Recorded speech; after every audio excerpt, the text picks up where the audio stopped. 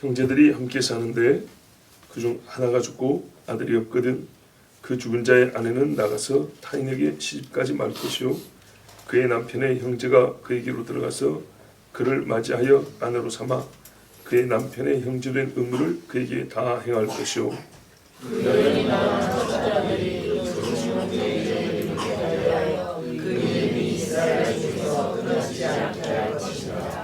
그러나 그 사람이 만일 그 형제 아내 맞이하기를 즐겨하지 아니하면 그 형제 아내는 그 성문으로 장로들에게로 나아가서 말하기를 내 남편의 형제가 그 형제의 이름을 이스라엘 중에 잊기를 싫어하여 남편의 형제된 의무를 내게 행하지 아니하나이다 할 것이요 그 성전들은 그를 불러다가 말할 것이며 그 아이 미성한 뜻대로 말하기를 내가 그 여자를 맞이하기를 즐겨하지 아니하노라 하며 그의 형제 아내가 장로들 앞에서 그에게 나아가서 그의 발에서 신을 벗기고 그의 얼굴에 침을 뱉으며 이르기를 그의 형제의 집을 세우기를 즐겨 아니하는 자에게는 이같이 할 것이라 하고 이스라엘 중에서 그의 양을 심심없이 받는 자의 주라 할 것이니라. 아멘.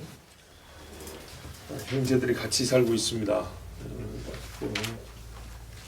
어떤 형제가 한 이웃 땅을 왔다면 아마 본문의 말씀을 그대로 적용하기 좀 어렵다고 봅니다. 또 형제 중에 성적인 장애가 있다든지 그런 분도 아마 이 말씀을 그대로 적용하기 어렵습니다. 그러니까 분명히 한 지역에서 같이 살고 있고 형제들 중에는 이 성적인 문제 있는 친구가 없고 다 정상입니다. 그것이 전제되어 있는 겁니다. 또 하나는 뭐냐면 형제라고 하는 것은 아우만 가리키는 건 아닙니다. 형도 포함됩니다. 동생이 먼저 장가하는 수도 있습니다. 그리고 미혼인 형제에게만 적용되는 말씀이라고 봅니다. 왜냐하면 5절에 아내로 삼아 이렇게 돼 있죠.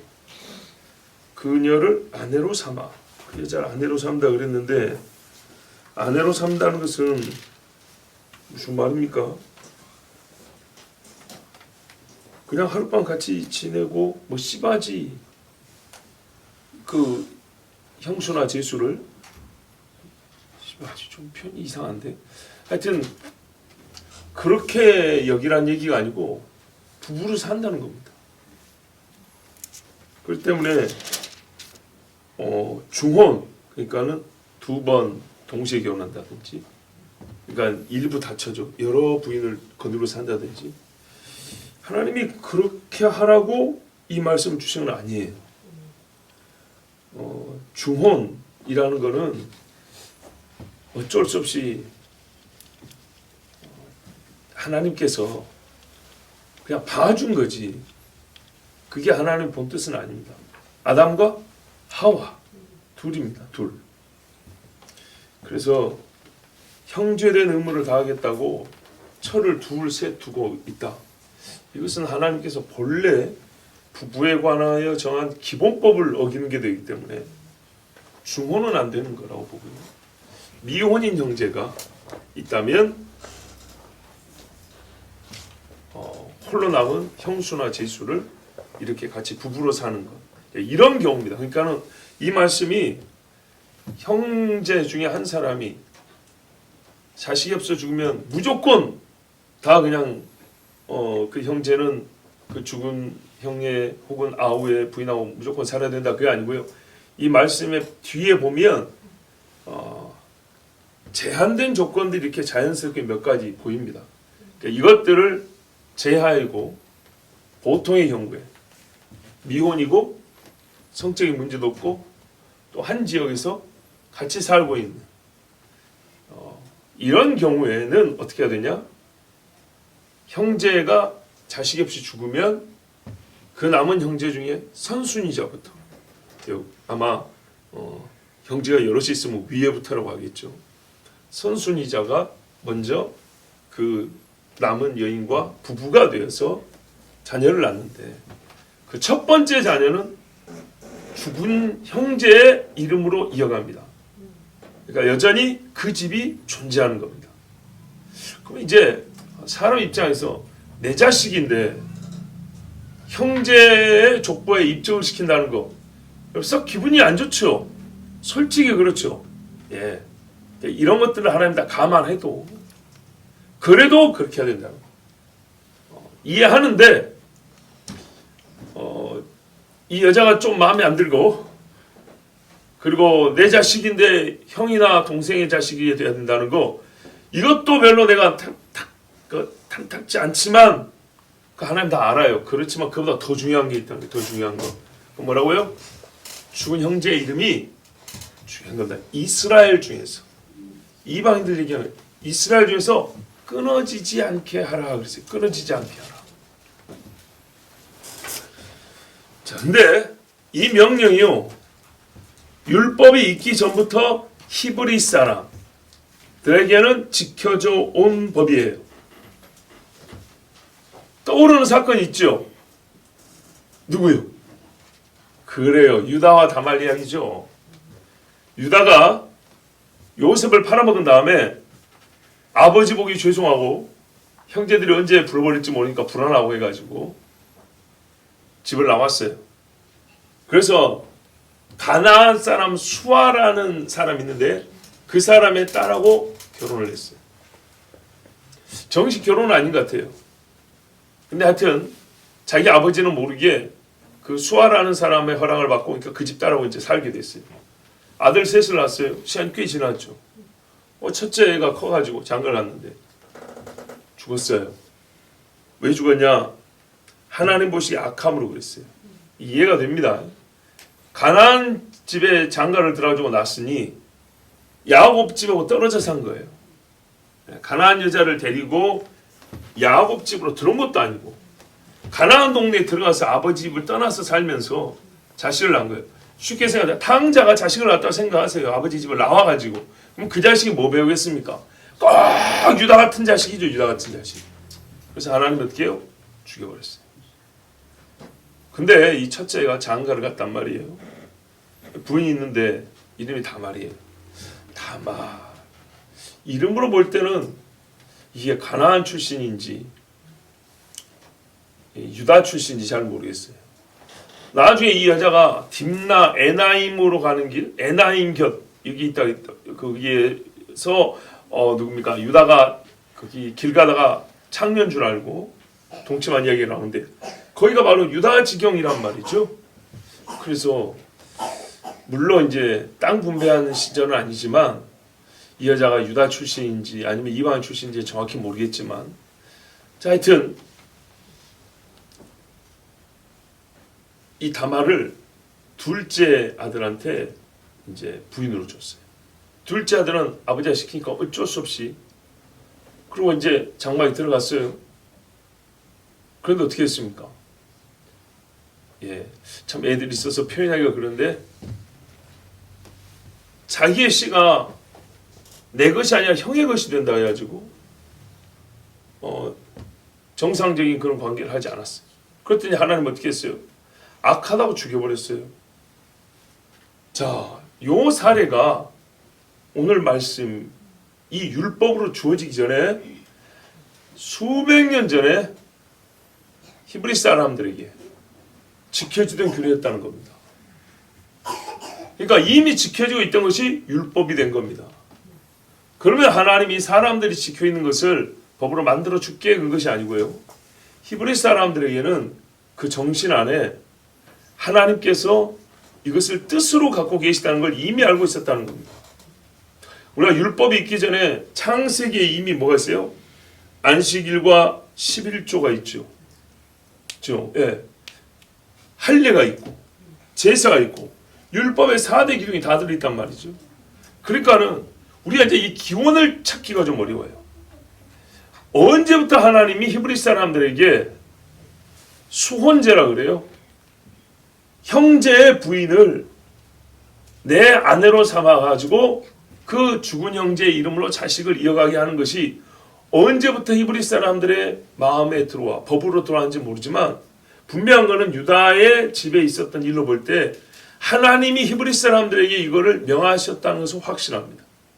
소위 종교학자들은 고대 근동에 널리 퍼졌던 풍습, 그리고 그 중에 유다인들도 있었기 때문에 히브리 사람도 있었기 때문에 뭐 같이 그런 세계관을 갖고 살았겠지 하지만 그거는 우리 입장에서 확인할 수 없는 것이고 분명한 하나님께서 율법을 주시기 전에도 이 법을 지키게 하셨다 하는 겁니다. 자, 형제의 의무라 그랬습니다. 5절 끝부분에서요. 남편의 형제된 의무를 이행할 것이니라. 그러니까 이게 다른 의미로 되는 게 아니고요. 책임이라니. 반드시 해야 될 책임. 근데 뭐가 그리 중요한 일길래 나는 책임을 져야 되고 이 의무를 다하지 않으면 하나님은 죽이기까지 하시는가. 뭐가 그리 중요해서. 자, 계속 한번 보겠습니다. 6절에 첫 태생은 죽은 형제의 이름으로 이어받게 한다. 그래서 그 이름을 이스라엘에서 끊어지지 않게 한다 그랬어요. 끊어지지 않게 한다. 이 말씀이 뒤에 계속 이어나와요. 7절을 보면 자기 형제의 이름을 세워주기를 싫어한 자 그렇게 돼 있죠. 그렇죠. 뒤에 가면 또 나오죠. 9절에 그의 형제의 집을 세우기를 즐겨 아니하는 자. 그러니까요. 이 법에서 핵심은 죽은 형제의 집을 세운다는 겁니다. 이게 하나님 보시기에는 제일 중요하다는 거죠. 그러니까는 죽은 남편이 있는 여인에게 무엇을 해주어야 할 때 돈을 많이 줘서 다른 데 시집 가라 할 거냐 아니면 친정집으로 가라 할 거냐 이런 무언가를 우리가 좀 지원을 한다든지 그 여자의 삶에 대한 처우를 좀 우리가 좀 이렇게 좀 환경을 살 수 있도록 도와준다든지 이런 문제가 아니고요. 돈이 많고 적고의 문제가 아니고 이 집이 부자고 가난한 집이 문제가 아니고 죽은 자의 이름을 세워준다. 이게 중요하다는 얘기입니다. 그러니까 오늘 말씀을 너무 경제적인 관점으로 확 넘어가가지고 보십시오. 죽은 자가 원래 갖고 있던 자기 몫의 기업이 있겠죠. 그 기업. 그런데 이 여자에게 자식이 없으면 유산을 못 받는단 말이에요. 그럼 나머지 형제들이 다 먹어버릴 거 아닙니까? 그럼 이 여자는 거지 돼버리겠죠. 그래서 이 여자의 경제권을 확보해 주려고 한다. 여러분 이거는 부수적인 효과입니다. 왜? 죽은 자의 집이 이어지니까 그 사람 몫의 기업은 할당이 되겠죠. 이거 부수적인 거고 일단 중요한 게 뭐라고요? 집을 세워 이름을 잇는다는 겁니다. 이름을 잇는다. 이게 중요한 겁니다. 결과적으로는 경제적인 효과도 있겠지만 주 목적은 거기에 있지 않냐고 이름을 잇는다는 게 중요하다. 이거를 꼭 기억하시기 바랍니다. 자, 이름을 이어받게 한다는 것은 족보의 이름이 이어서 기록된다는 것만을 의미하는 건 아니죠. 아까 말씀드린 대로 기업도 이어지지만은 만약에 여러분 생각해 보세요. 야곱에게서 유다로 이어지잖아요. 또 요셉으로 이어지는데 야곱 밑에 자식이 없었다고 생각해 봅시다. 딱 끊어졌다. 그러면 과연 오늘날 우리가 야곱 할 일이 있을 거라고 생각하십니까? 얼마나 많은 횟수가 줄어들까요? 혹 야곱을 언급한다 할지라도 야곱이 죽은 이후에 지금까지 역사 수천 년 동안 엄청나게 많은 사람이 야곱 그렇잖아요. 이렇게 부르는데 만약에 야곱 밑으로 대가 끊어졌다고 하면 누가 지금처럼 야곱을 언급할 것이며 야곱을 믿음의 사람으로 기억하겠습니까? 그렇지 않겠죠. 여러분 성경에 많은 재물보다 명예를 택할 것이요 그랬습니다. 또 그 사람이 남긴 물질보다 그 사람의 이름이 후대에 훨씬 더 큰 영향을 미칩니다. 여러분 이순신 장군 하는데 이순신 장군이 만든 거북선이 지금 남아 있습니까? 배가 남아 있습니까? 그런 거 없지요. 그런데 아이들에게 뭘 가르치면 이순신장군의 정신을 가르치죠. 그 이름이 훨씬 더 중요한 의미를 가집니다. 이름입니다. 누가 세종대왕처럼 똑같이 글자 만들합니까? 그렇진 않죠. 근데 백성을 사랑하고 이 백성에게 글자를 만들어주겠다는 일념을 가진 왕의 수고, 그 이름이 그냥 딱 이름하면 그 삶이 펼쳐진단 말이죠. 그런데요, 집이 없고 이름이 끊겨버리면 그 사람은 정말로 없어져 버립니다. 사실 여러분 이게 중요하지 않습니까? 하나님께서 주신 한 이름을 잇는 것이 이렇게 중요합니다. 하나님은 제가 사실 왜 이름을 이렇게 잇게 하지 잘 모르겠어요. 무슨 심오한 뜻이 있을까? 솔직히 잘 모르겠어요. 제가 아까 말씀드린 고작 그 정도예요. 그 정도. 그런데 우리가 하나님의 뜻 중에 알아서 믿는 것은 그렇게 많지 않습니다. 나는 그냥 모르는 경우에는 하나님이 이것을 중요하게 여기신다는 것으로 만족하겠습니다. 하나님은요, 죽은 자의 이름이 기록되는 것, 산 자 속에서 살아있는 자로서, 산 이름으로서 계속 기억되는 것을 원하신다는 것, 나는 그것으로 만족하겠습니다. 이 말은 뭐 제사 지내고 추모하고 이런 뜻이 아닙니다. 지금 살아있는 자가 죽은 자의 이름으로 불린다는 것을 얘기한 것이지, 죽은 자를 기념해서 절하고 꽃받치고 향 피우나 그런 말이 아니고요. 지금 산 자 속에 죽은 자의 이름이 함께 한다는 거예요. 무슨 말이에요? 이 말씀을 생각하면 죽었으나 살았느니라. 그거예요. 하나님 마음속에는요, 사실 죽은 이름은 없어요. 한 번 이 땅에 태어나면 지워지는 이름은 없어요. 죽었으나 살았느니라. 또 믿음의 사람들은요, 그가 죽었으나 지금 믿음으로써 역사한다 그랬어요. 지금 믿음으로써 말한다 그랬어요. 사람에게는 정말 속담처럼요, 사람 중에서 이름을 남긴다 그러죠. 진짜 중요한 게 이름이에요. 이름. 아무리 뭐라도 이름이 제일 중요해요. 그래서 무슨 누구 기념관, 학교에도 가면 말이죠, 뭐 누구 기념도서관 뭐 이런 거 있지 않습니까? 살아있는 자 속에서 불려지는 이름, 살아있는 자와 함께한 이름. 그래서 이름요, 소멸되고 없어지지 않고 영원히 존재하는 산자의 이름으로 불려진다. 하나님 앞에는 누구든지 살아있는 자로 불려진다. 즉 소멸되지 않아요. 이스라엘만이 이 정신을 갖고 있어요. 남들은요, 죽은 자를 그냥 가끔 기념해서 절하지만 그게 아니고요, 살아있는 나 속에 죽은 자의 이름이 함께 있다는 거. 그래서 이렇게 표현하잖아요. 너희는 아브라함의 허리에 이미 있었다. 이거 거꾸로 가는 거잖아요. 그때 우리는 어디 있었다는 거예요 도대체? 세포 어느 구석에 유전자 어느 지점에 있었다는 거예요. 이거는 뭐 세포도 계속 바뀌고 하는데, 죽은 세포 산 세포. 네. 그래도 하나님 뭐래요? 아브라함의 허리에 있었다. 그런 것처럼요, 지금 나는요, 내 삶과 내 이름에는 아브라함의 이름이 함께하는 거예요. 이거는 사람의 상식으로 이해가 안 돼요. 나는 그래서 그냥 받아들이기로 했어요. 하나님은 우리가 아담이 죄 지을 때 그의 허리에 있었답니다. 있었대요. 그래서 죄인이래. 하나님은요, 30대 전에 조상 죽은 자지만 그 이름이 산 나 속에 그 이름이 함께 한대요. 살아있는 자 속에 죽은 자 이름이 함께 한대요.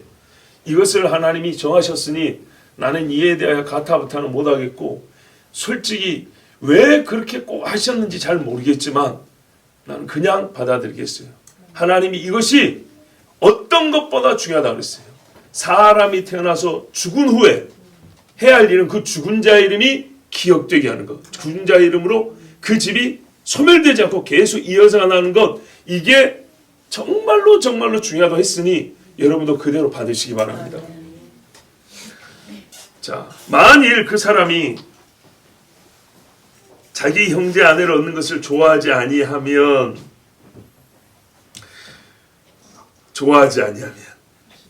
예, 선택의 자유가 있습니다. 강제는 아닙니다. 거절할 자유가 있어요.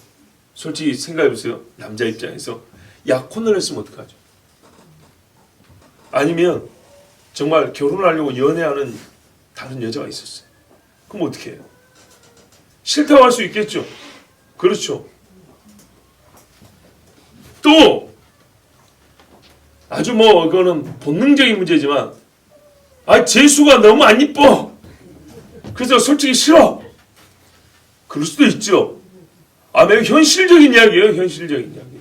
아무리 그래도 내 스타일 아니야. 안 되겠어. 안 되겠어요. 괜히 살다가 서로 싸우기만 하고 미워할 것 같아요. 그래서 나는 안 되겠습니다. 그럴 수 있어요. 그럴 수 있어요. 말씀이 그래요. 좋아하지 아니하면 된다고. 그럴 수 있다고. 그러면 어떻게 해요? 여인이요. 재판을 요청할 수 있대요. 그냥 싫어 이런 게 아니고요. 그래서 성문 장로들에게 올라가서 말하기를, 여기가 바로 재판하는 곳이고 재판장들이 바로 그 성의 장로들이죠. 딱 가서 이렇게 말해요. 고소의 내용이에요. 내 남편의 형제가 그의 형제의 이름을 이스라엘 중에 잊기를 싫어하여 남편의 형제의 의무를 내게 행하지 아니하나이다. 이게 고소장이에요. 이게 재판을 열 수 있는 이유가 되는 거예요. 자, 그러면 어떻게 돼요? 그 성읍 장로님들이 불러요. 그 형제를 불러가지고 그에게 뭐 한답니까? 말한다 그랬어요. 무슨 말을 할까요? 하나님 말씀에 네 형제의 의무를 다 하라 했다.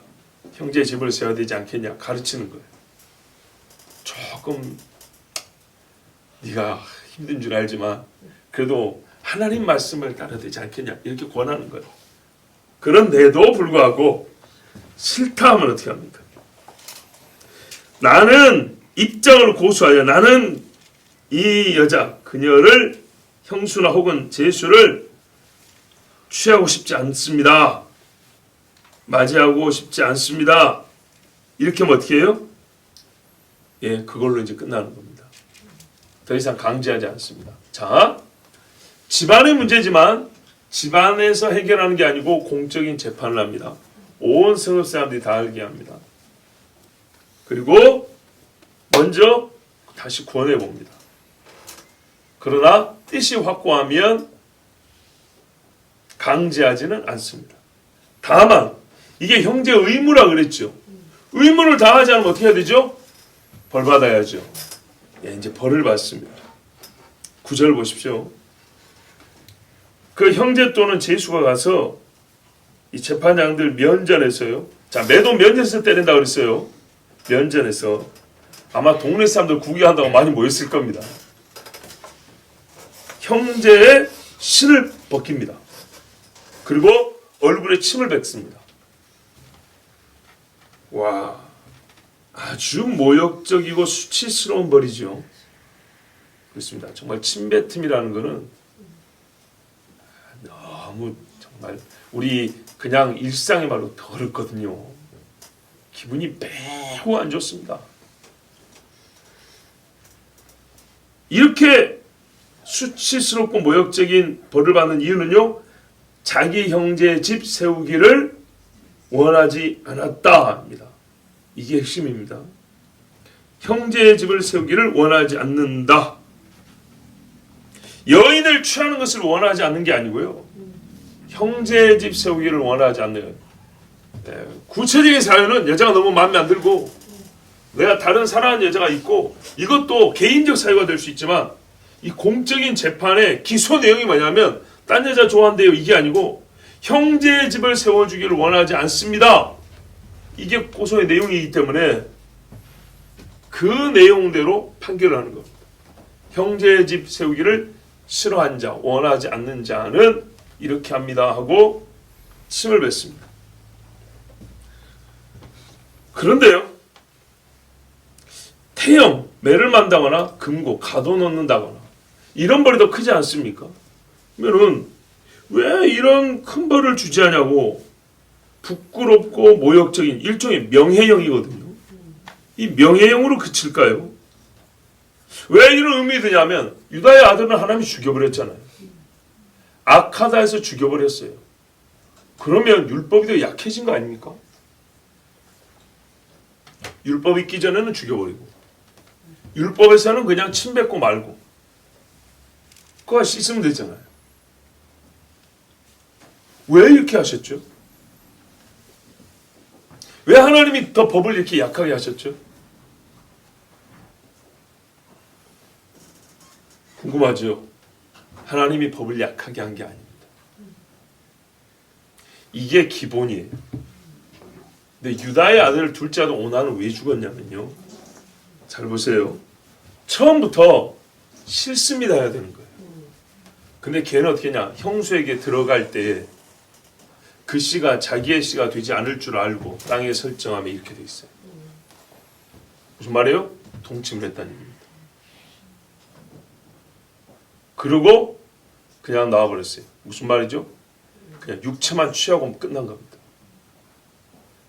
육체만 취하고 끝난 게 아니라 형수의 육체를 더럽혀버린 겁니다.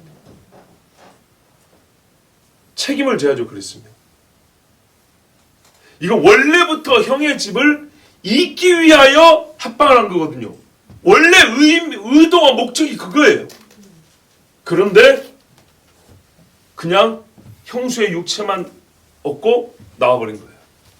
이건 어떻게 해요? 죽은 형이나 형수나 더럽히며 욕되게 한 거예요. 그래서 하나님이 죽이셨어요. 아시겠죠? 하나님의 법이 달라진 게 아니고 사람의 행위가 더 악했기 때문에 처음부터 나는 싫습니다 해야 되는 거예요. 아닙니다 해야 되는 거예요. 아무리 계산제이건 다른 의미였던 계산 두드려봐도 이거 아닌데 뭐 이러든지 저러든지 늦게 보면 그러잖아요. 손해가 달까요. 뭐 그러든지 어쨌든 처음부터 아니라고 쓰면 침만 한번 뱉고 신발 벗어주고 오고 새 신발 하나 사면 될 거 아니에요. 좀 창피하긴 해도 그랬을 건데 이 유다의 아들은 너무나 그렇게 더러운 짓을 해서 하나님이 죽여버렸어요. 유다는 깨달아야 됩니다. 자기 형제 요셉을 죽여버린 것과 진배 없었어요. 네, 사실 죽인 거하고 똑같은 거예요. 아버지한테 죽었다 했지 않습니까? 자기 아버지는 자식 죽었다고 피눈물을 흘리고 살았어요. 그 노년의 20년을. 그 집의 두 아들이 죽어버렸습니다. 그리고 창피하게도 진짜 창피하게도 아들이 해야 될 일을 애비가 해가지고 얼마나 부끄러움을 당했습니까? 여러분, 하나님은 정확하게 계산하고 판단하신 하나님이에요. 예? 자, 그래가지고 신을 여자가 벗기고요 침을 뱉습니다. 그리고 마지막 판결문입니다. 자기 형제의 집을 세우기를 원치 않는 자에게는 이렇게 할지니라. 그리고 이제 나옵니다. 이 본문의 실제 사안에는요 룻기에 잘 기록이 되어 있죠. 룻기. 룻의 경우에는요 룻이 이 일을 한 게 아니고 보아스가 대신합니다. 보아스가 재판을 열어달라고 보아스가 신을 받아 나옵니다. 재밌는 거는 그 선수이자가 자기가 신을 벗어줍니다. 자, 룻기 4장 5절 이하에 보면 뒷부분에 이런 말이 있어요. 옛적 이스라엘 중에는 모든 것을 무르거나 교환하는 일을 확장하기 위하여 사람이 그의 신을 벗어 그의 이웃에게 주더니 이것이 이스라엘 중에 증명하는 전례가 된지라. 이에 그 기업물을 짜가 보아스에게 이르되 내가 너를 위하여 사라 하고 그의 신을 벗는지라. 아멘. 그러니까 이스라엘 중에 전통이 있었는데 그게 뭐냐면 신을 벗어준다는 것은 뭐예요? 무르거나 교환하는 일을 확장하는 거예요. 신을 벗는다는 얘기예요. 내 집을 네 집이 되게 하겠노라. 이렇게 하는 거죠. 그래서 신을 벗어준다는 거예요. 자, 보십시오. 어떤 것을 교환할 때, 물을 때 이게 물러졌다, 교환됐다라는 확정의 표로 서로 맞바꾼 거 아닙니까? 그러니까 신을 벗어서 줬다는 겁니다. 이 의미를 그대로 살려서 하나님의 율법 안에도 뭐라냐면 신을 벗겨 준다 그랬어요. 그런데 이제 이게 율법에서는 좀 달라요. 어떻게 했냐? 신을 벗겨 가지고 옵니다. 둘이 계약 관계에서는 내가 벗어서 하나 가져가라 하고 이쪽에서도 가져가라. 우리 이제 정확히 물은 거야, 교환한 거야, 이렇게 하는데 책임을 다하지 않는 경우에는 어떻게 해요? 신을 뺏어가는 거예요. 이렇게 한다는 겁니다. 그런데 다만 룻기서에서 룻이 직접 전면에 나서지 않았기 때문에, 보아스가 나섰기 때문에 늘 하던 대로 이 남자가 선순위자가 신을 벗어서 주었다. 이래서 그래 완전히 이제 룻은 너의 뭡니까? 아내가 되고 네가 그 집을 대신 물은다. 나에게서 너에게로 갔다. 이렇게 확정을 했다는 얘기입니다. 자, 약간의 변형이 보이긴 하지만 오늘 말씀이 룻기서에서 그대로 실행이 됐다는 것을 볼 수 있습니다. 10절 보십시오. 이스라엘 중에서 그의 이름을 신벗김 받은 자의 집이라 부를 것이니라. 보세요. 신 벗어준 자가 아니고 벗김 받은 자. 형제 책임을 다하지 아니하였기 때문에 이제 거절한 책임을 져야 되는데 그게 바로 신이 벗겨지고 침뱉음을 당하고 이제 더하여 이게 이제 제일 큰 벌인데요. 원래는 내가 이름이 있으면 한인관의 집 이렇게 불려야 되는데 아브라함의 집 이렇게 불려야 되는데 이 집은 지금부터 그 뒤로 어떻게 불린다고요? 예, 신벗김을 받은 자의 집 이렇게 불린다고요. 대대로. 그럼 저 집은요, 죽은 자의 이름으로 산자, 이제 죽은 자의 이름이 산자 수에서 계속 그 이름이 이어지는데 나는 살아있는데도 불구하고 내 자식들은 살아있는데도 불구하고 이름이 있는데도 불구하고 그 집을 딱 떠올리면 뭐라고요? 신벗김 받은 자의 집 이게 계속 따라붙는다는 거예요. 와, 상당히 고민이 많이 되겠어요. 그렇죠? 이게 새 이름입니다. 새 이름. 형제의 책임을 다하지 않는 자가 받게 되는 책임 불이행에 따른 새 이름입니다.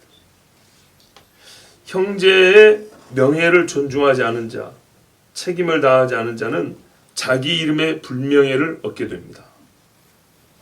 자, 우리가 물질적인 경제적인 관점을 먼저 보지 말고 그 관점으로 보지 말고 이름을 보라 그랬어요. 죽은 자의 이름, 그 이름의 명예를 지켜주지 않는 명이 이름 명자입니다.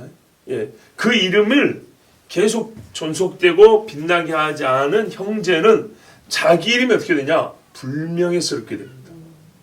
이거는 우리 일상사에 통용이 되는 하나님의 보편적 진리입니다. 오늘 이 말씀에서 저는 떠오르는 게 하나 있었어요.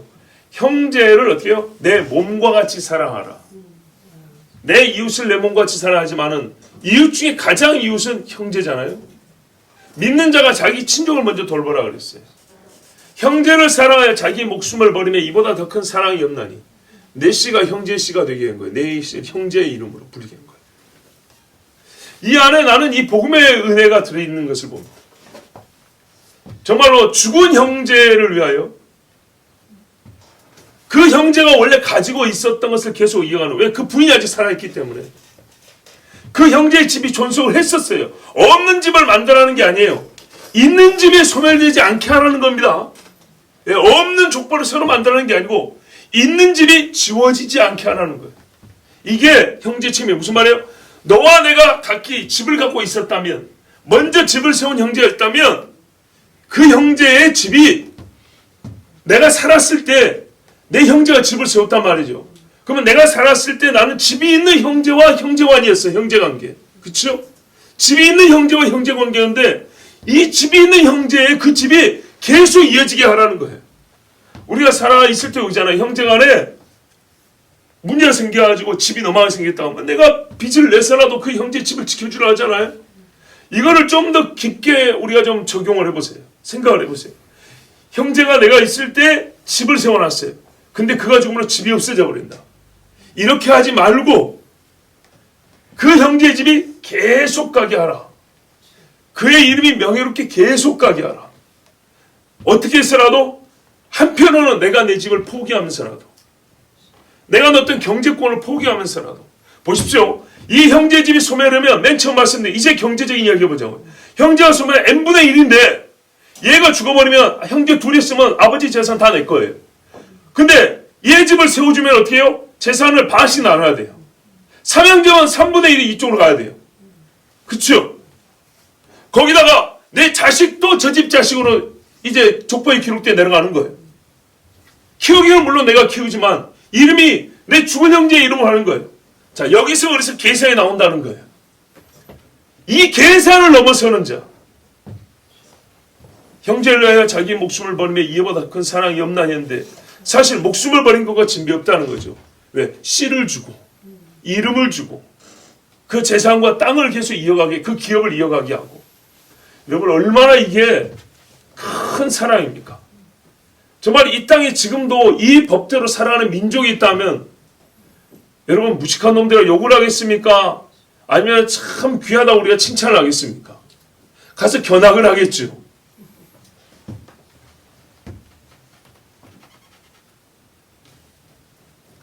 잠언 22장 1절에요. 많은 재물보다 명예를 택할 것이요 은이나 금보다 은총을 더욱 택할 것이라고 그랬어요. 이 형제가 소멸되게 냅두면 내가 그 형제의 목까지 누릴 수 있어요. 일단은 이걸 포기해야 돼요. 그리고요, 형제의 집을 세워줘서 그의 명예를 지속시켜줘야 돼요. 그러면 동시에 뭐예요? 나는 n분의 1의 그 재산을 포기했지만 나 역시도 명예를 얻는 거예요. 두 집이 빛나는 이름은 형제와 내가 똑같이 가는 거예요. 내가 포기할 거 많아요. 다른 여자랑 결혼할 수 있는데, 더 많은 재산을 가질 수 있는데 이것들을 포기하는 거예요. 뭐 때문에? 형제 때문에. 형제를 위하여. 형제를 위하여. 만일에요, 이 경우가 있습니다. 최고로 인간의 눈으로 볼 때는 최고 큰 손해가 뭐냐? 봐보세요. 내가 죽은 형의 형수하고 결혼을 했는데 애가 태어났잖아요. 근데 아들을 하나 낳고 자식이 없어요. 뭐 어떻게 될까요? 내 이름이 끊기는 겁니다. 그렇죠. 경우의 수는 여러 가지예요. 법은 하나지만 그 법을 지킬 때 일어날 수 있는 발생하는 경우의 수는 여러 가지예요. 그럼 최악의 경우 이것까지 생각을 해야 됩니다. 그래서 그런 거예요. 형제를 위하여 목숨을 바치며 이보다 더 큰 사랑이 없나니. 이 법에서 저는 이 말씀이 자꾸 떠올랐어요. 우리가 정말로 목을 치는 순간에 제가 우리 형을 대신해서 죽겠습니다. 아우야, 너는 똑똑한 놈이니까 네가 공부를 해야 이 나라를 살린다. 내가 군대 가서 이 전쟁 싸움을 싸울 테니까 내가 전쟁 죽더라도 너네 입맛 살아가지고 전쟁 끝난 다음에 이 나라를 다시 일으켜야지. 이러고 형이 군복무를 대신 이름 바꿔갖고 가고 이럴 수도 있는 거잖아요. 그렇지만 그것도 형제를 위하여 목숨을 버리는 게 되겠지만 오늘 이 말씀도 보면 실제적으로 보면 형제를 위하여 자기 목숨을 버리고 자기 이름을 버리는 거예요.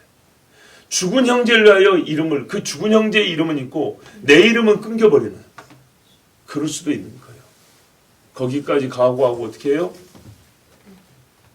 형제의 책임을 다합니다. 여러분, 이런 사랑 어디 없습니까? 이런 명예로운 사랑 어디 없습니까? 정말 이렇게 명하신 하나님, 참 누가 구약의 하나님이 사랑이 없다 그랬죠? 누가 구약의 하나님은 뭐 폭군이라 그러고, 누가 구약의 하나님은 은혜를 모르는 그런 하나님으로 말을 합니까? 세상에 우리가 꿈도 못 꾸고 생각도 없는 이 사회의 어떤 법과 어떤 풍습도 이와 같지 아니한데 하나님께서 오늘 이토록 놀라운 법으로 이스라엘 중에 형제의 집이 이어지겠어요. 보십시오. 10계명의 맨 마지막 계명이 뭐냐면 내 이웃의 집이나 아내나 점토나 물질을 탐하지 말라 그랬어요. 탐심을 금했어요. 탐심. 그러면 이 계명, 지금 이 말씀은 그 10번째 계명을 어긴 건가요? 모순되는 건가요? 아니죠. 형제 아내를 탐한 건가요? 아니죠. 형제 아내를 탐한 게 아니라 형제 몫의 재산을 탐하지 아니하고 오히려 죽었지만 그 형제의 것을 그대로 형제에게 주고자 하는 탐심을 버린 거예요. 이 정도 되면 이 사람은요, 10계명 중에 10번째 계명을 지킨 사람이에요. 좀 여기서 더 보태서 말할 거예요. 10번째 계명까지 지킨 사람이 되는 거예요. 10번째 계명까지. 어떤 사람도 9번째 계명까지 다 지켰다 하면서도 속에 욕심이 있어가지고 10번째 계명까지 지키기가 그렇게 어려운데 이 말씀을 지킨 사람은요, 솔직히 말하면 1계명 2계명 어길 사람 아니에요. 10번째 계명까지 다 지킨 사람이 되는 거예요. 여러분, 우리가 계명을 지킬 때 계명을 확인할 만한 사건들이 있습니다. 어떤 사건을 보면 이 사람이 무슨 계명을 지켰다. 또는 어떤 한 사건을 보면 이 사람은 다 안 봐도 하나님의 말씀을 언제라도 다 지킬 사람이다. 이렇게 인정이 되는 그런 대표적인 사건들이 있어요. 맞아요. 오늘 죽은 형제의 집을 세워주려고 만일의 경우 있을 수 있는 자기 이름으로 세워지는 집까지 포기한 사람이라면 그 사람은 10번째 계명까지 지킨 사람입니다. 참 우리에게도 이와 같은 사랑, 이와 같은 말씀의 순종, 이와 같은 하나님의 깊은 은총의 뜻을 깨달았고 정말 우리 중에 형제를 위하여 자기의 것을 포기하는 그런 사랑이 있기를 바랍니다. 보아스는요, 이 위험을 무릅썼어요. 보아스가 자식이 있었단 말이 없죠. 그런데 하나님께서 어떻게 해주셨습니까? 그 집이 없어지겠습니까? 아니죠. 다윗이 나오게 했잖아요. 하나님의 은총은 큽니다. 절대 하나님의 말씀 순종한 사람 잊어버리지 않습니다. 사람이 있지 하나님은 잊지 않습니다.